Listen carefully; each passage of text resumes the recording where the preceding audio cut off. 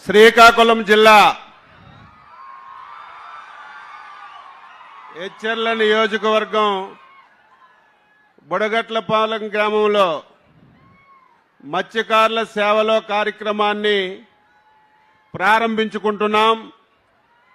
ఈ కార్యక్రమానికి ముఖ్య అతిథి మనందరి అభిమాన పాత్రులు మాన్యశ్రీ ముఖ్యమంత్రి గారికి, గౌరవ కేంద్ర మంత్రివర్యులు శ్రీ రామ్మోహన్ నాయుడు గారికి, వేదిక పైన ఉన్నటువంటి పార్లమెంటు సభ్యులు, శాసనసభ్యులు, అధికారులు, ఈ బృహత్తరమైనటువంటి కార్యక్రమంలో పాల్గొన్నటువంటి సోదరీమణులందరికీ పేరు పేరున హృదయపూర్వకమైనటువంటి నమస్కారాలు, అభినందనలు తెలియజేస్తున్నాను.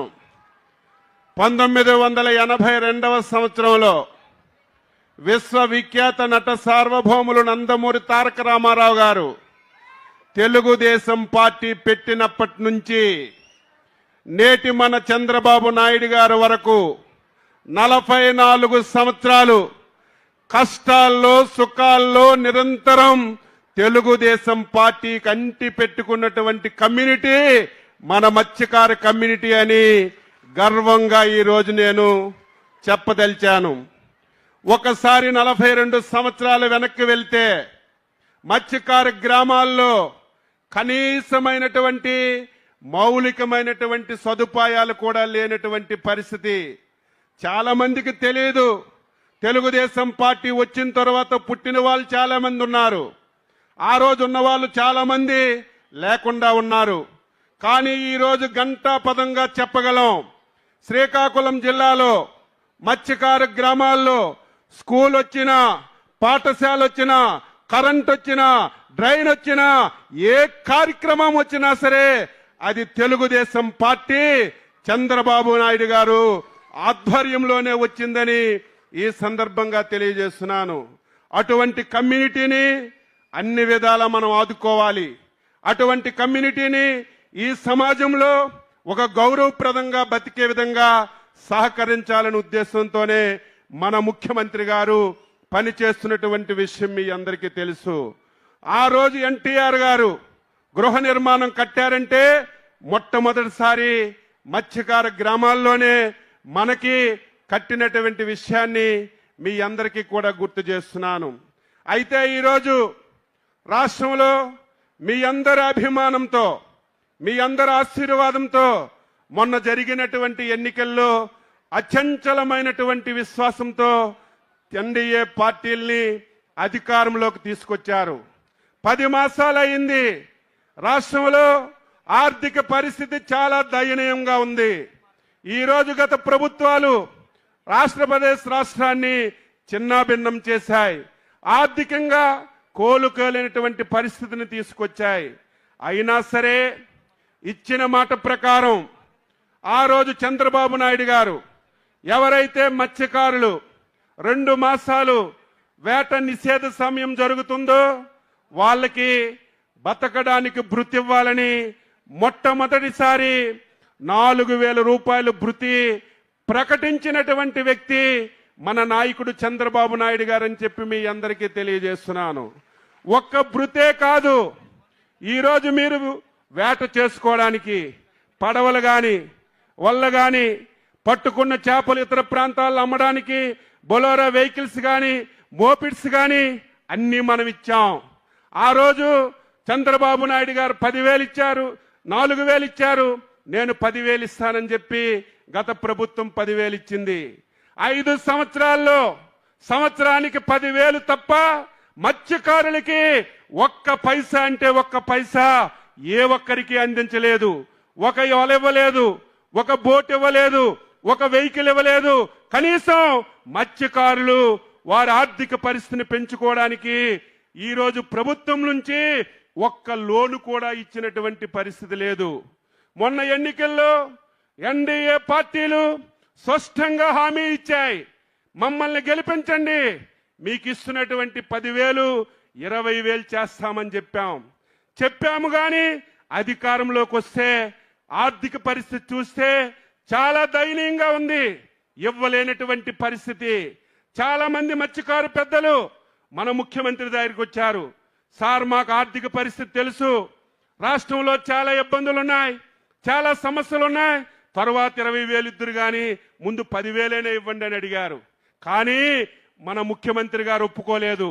మాట ఇచ్చానంటే మాట నిలబెట్టాలి, ఇచ్చిన మాట నెరవేర్చాలని చెప్పి ఏదైతే మనకి ఏప్రిల్ 15 నుంచి మనకి నిషేధం సమయం వచ్చింది, ఈ సమయంలోనే 20,000 చొప్పున ఈరోజు మన ముఖ్యమంత్రి గారి చేతుల మీదుగా మీకు అందించడం ఇది ఒక శుభ పరిణామమని ఈ సందర్భంగా తెలియజేస్తున్నాను.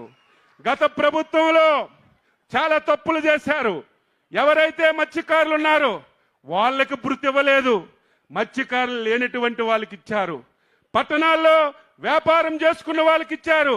ఎవరైతే డిపిటి పద్ధతిలో వాళ్ళ ఇంటిలో ఎవరికైనా ఒక పథకం వస్తే భృతి ఇవ్వడం ఆపేశారు. ఎవరైనా సరే 1000 లీటర్లు బోటుకు వాడకపోతే వాళ్ళని తీసేశారు. ఎవరైతే బోటుకు 100 లీటర్లు డీజిల్ వాడలేదో వాళ్ళు అర్హులని చెప్పి 27,000 మందిని అన్యాయంగా ఈ భృతి నుంచి తప్పించేశారు. ఈరోజు మేము అర్హత కలిగిన ప్రతి ఒక్కరికి ఇస్తున్నాం. మళ్ళీ 27,000 అదనంగా కలిపి ఈరోజు ఒకే ట్రిప్పులో 283 కోట్ల రూపాయలతో ఈ భృతిని అందిస్తున్నామని చెప్పి మీ అందరికీ తెలియజేస్తున్నాను. శ్రీకాకుళం జిల్లా చాలా వెనుకబడినటువంటి జిల్లా.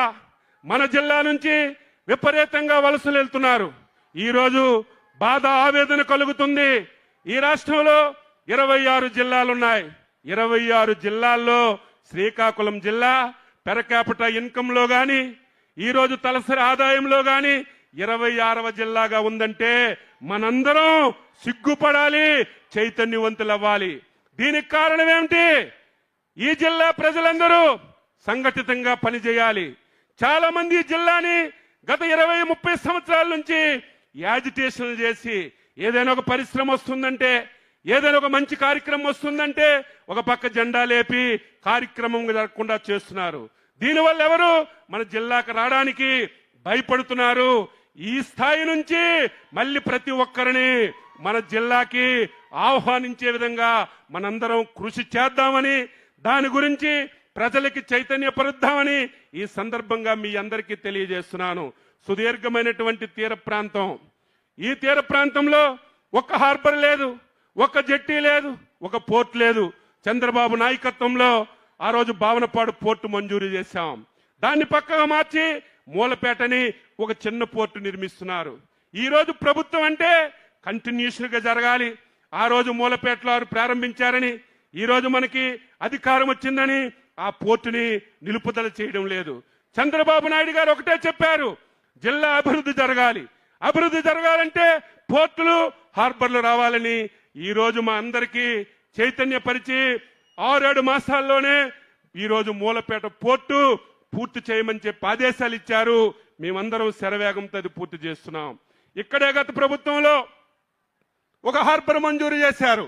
250 కోట్ల రూపాయలు అవసరం ఉంటే 450 కోట్ల రేట్లన్నీ పెంచి మొత్తం దోచిపెట్టడానికి ప్రయత్నం చేశారు.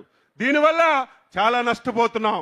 దీన్ని కూడా ముఖ్యమంత్రి గారు దాన్ని మొత్తం మళ్ళీ ఎడ్యుకేట్ చేసి, మళ్ళీ రీఎస్టిమేషన్ చేసి మళ్ళీ చెయ్యండి అని ఆదేశాలు ఇచ్చారు. ఈ రోజు ఆయన చేతుల మీదుగా అనౌన్స్ చేస్తారు. తప్పనిసరిగా ఇక్కడ కూడా ఒక పోర్టు, ఒక హార్బర్ మంజూరు చేస్తామని చెప్పి తెలియజేస్తున్నాను. ఇంకా శ్రీకాకుళం జిల్లాలో అటు మంచినీళ్ళపేట గాని, భావనపాడు గాని, ఈ రోజు గనగల్లపేట గాని 3 హార్బర్లు కావాలని కేంద్ర మంత్రి గారికి అడిగాం.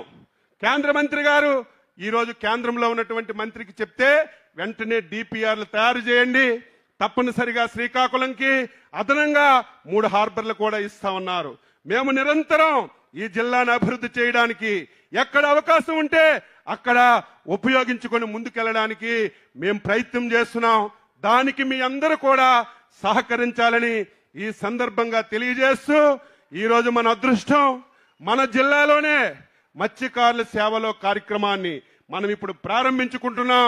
283 కోట్ల రూపాయలు చెక్కుని మన ముఖ్యమంత్రి గారు ఇప్పుడే లాంచ్ చేసి ఈ పథకాన్ని ప్రారంభిస్తారని చెప్పి ఈ సందర్భంగా తెలియజేస్తూ ముఖ్యమంత్రి గారికి రిక్వెస్ట్ చేస్తున్నాను ఆ పథకాన్ని లాంఛనంగా ప్రారంభించమని.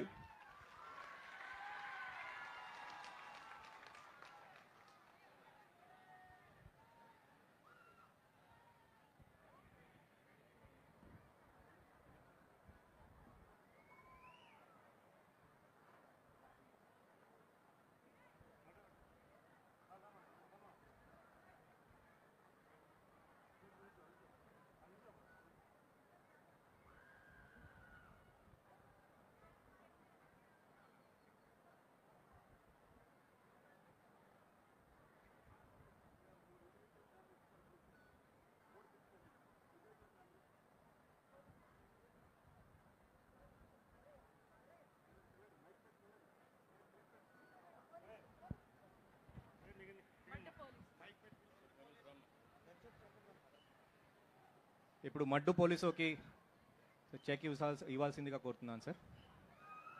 సూరాడ అప్పన్న, సూరాడ అప్పన్న,